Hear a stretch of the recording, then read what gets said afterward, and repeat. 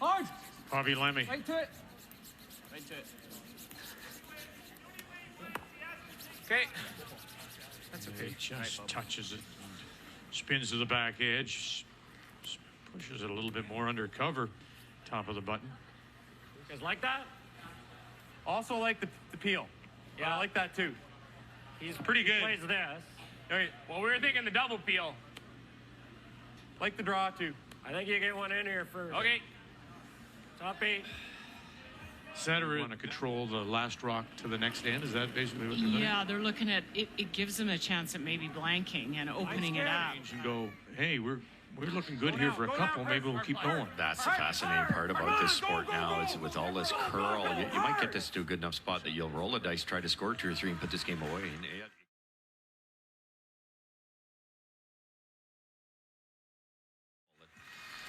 For years, we taught you've got to decide what to do in the in between end.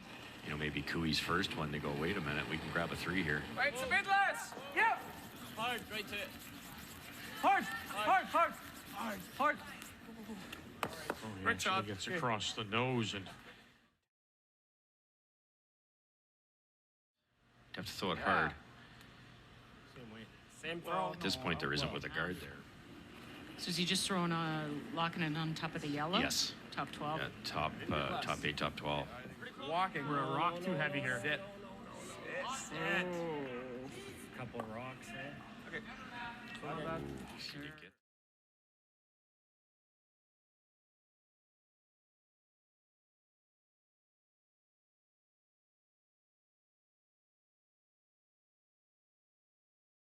With that guard. Sorry, man. Try. More maybe? To make a triple with hack, but You'll create a little wall back you there. can make them all move, but will they move far enough? Where's good? Yes! Go! Sven Michel. So Nice. good.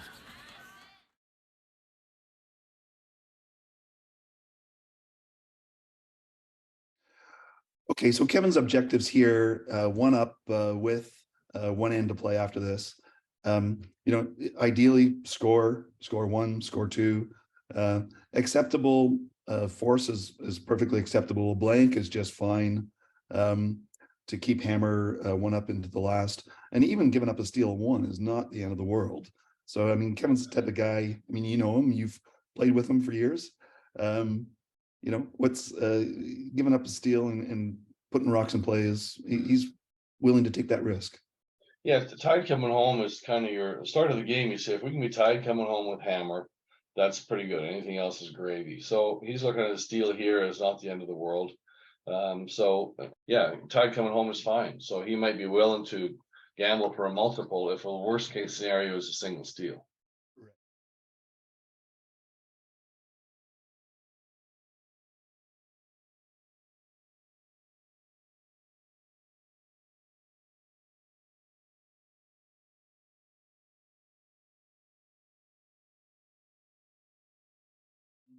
What do you think about the situation as it sits for Kevin?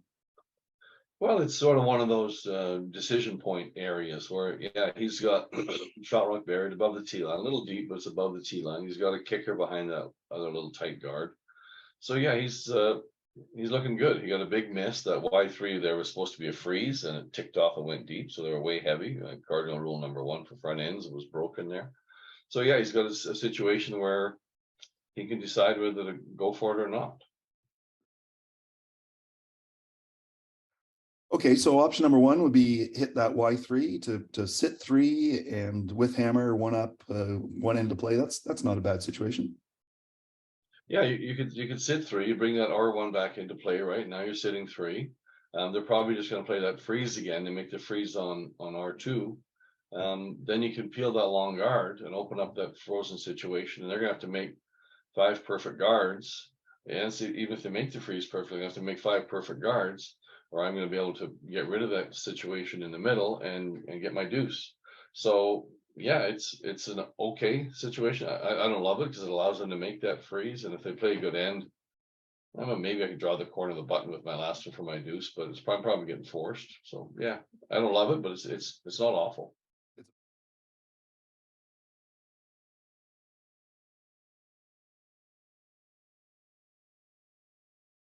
Okay, so the two big options are peeling the guard and freezing to R2, and it sort of sets you off in different directions.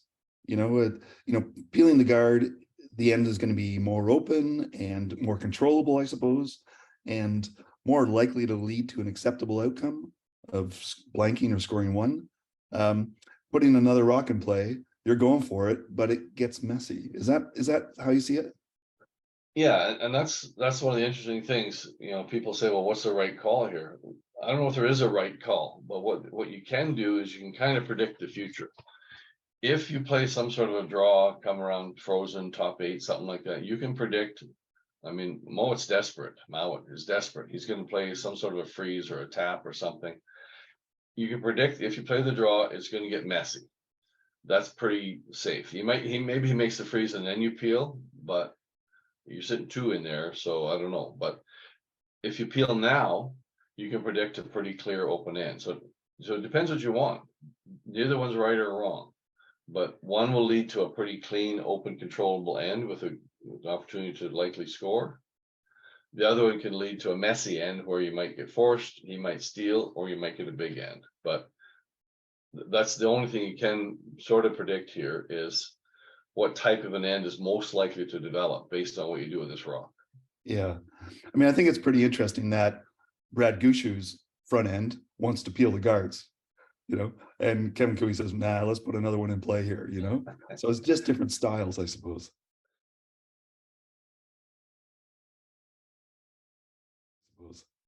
Yeah, it's you play the percentages, and Kevin has said to me many times, he said, like in an 8-end game, if there's even if there's no blanks, I only get 4 hammers, maybe less.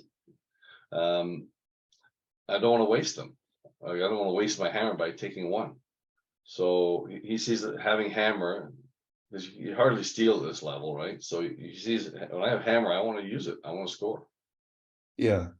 I mean, and it's still pretty, timing matters here. It's still pretty early in the end. Like if he sticks another one in there and it doesn't really quite work out for him, he's still got the ability to peel.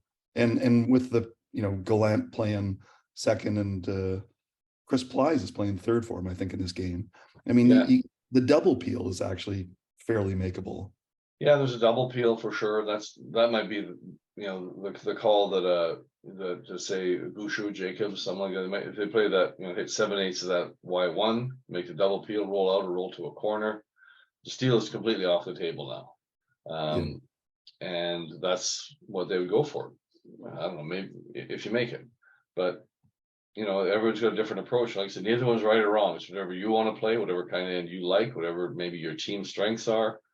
I think especially the Continental Cup, Kevin's going, let's have some fun out here. Yeah. So would he play this shot in the final of the Brier? Kevin might, yeah. He might, but his team might not let him. There'd be somebody lying down across the hog. Yeah. Okay, so my takeaways from this are basically, in a situation that's early in the end, neither one is right or wrong, but it just leads you down different paths. Like, one leads to a clear end, one leads to a more messy end.